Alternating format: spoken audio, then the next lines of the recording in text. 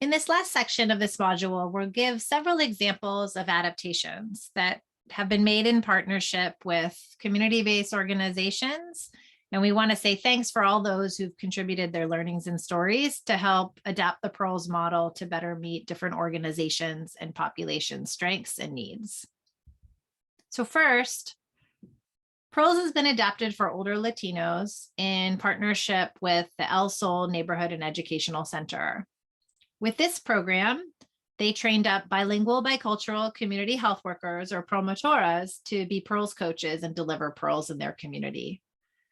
This was to really help reach older Spanish-speaking Mexican-American immigrants who'd been in the country on average for about 10 years. They adapted the model to really do engagement at low-income senior housing through presentations about healthy aging, given stigma about depression, in which they also provided healthy food access and brief depression screening. They enhanced the model by focusing on addressing social needs, including access to quality health care with PEARLS, as well as through additional case management, giving many people in their community were underserved and receiving either poor quality care or no access to health care, including in-home caregiving. So this was improved over the course of their PEARLS program. They also addressed other social needs such as food security, affordable housing, and immigration. Next, PEARLS was adapted to serve veterans by training members of the veterans community as PEARLS coaches, given stigma around help seeking and depression care. So training veterans to deliver PEARLS provided a way to build trust. This program served older veterans, widows, and spouses in English, as well as Tagalog-speaking and Ilocano-speaking Filipino adults, and was done in partnership with the Aging and Disability Services, our area agency for aging for Seattle-King County, as well as IDIC Filipino Senior and Family Services. This model engaged older veterans through really co-developed outreach materials that honor these old soldiers. So the materials were very strengths-based and honoring their service to the country. They also partnered with veteran serving organizations for recruitment, as well as socialization over the course of the program to build social connections in places where veterans felt most comfortable and connected. Next, in partnership with UPAC, or the Union for Positive Aging Communities, PEARLS was adapted to serve older Vietnamese adults by training bilingual and bicultural graduate interns in counseling and social work to deliver PEARLS. In this way, they were able to serve older Vietnamese immigrants in their language through providers that match their cultural community.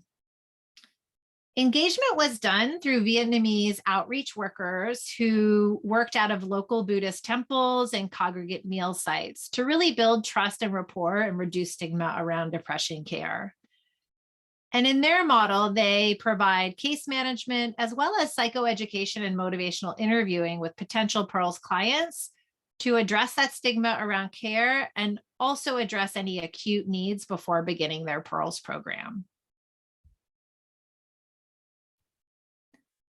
We've adapted PEARLS for rural older adults in partnership with MAC, which is the area agency on aging that serves the Lower Eastern Shore in Maryland. Here, it was essential that we partnered with trusted organizations in that area for outreach and engagement, whether public health department, the libraries, meal delivery programs, and other partners that reach older adults in their homes.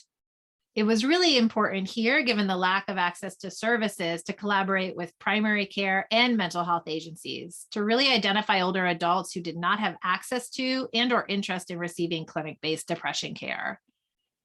In addition, the program provided phone support and connection to resources in rural communities. And lastly, in partnership with Harborview Medical Center and with the local area agency on aging, we adapted PEARLS to be done with older Somali refugees. For this model, because we did not have bilingual bicultural staff available, we trained up medical interpreters to support English-speaking PEARLS coaches. The same medical interpreter then delivered the model with the coach over the course of the entire Pearls program. And we did our best to match the interpreter's gender and tribe with the older client when we could to build trust and rapport.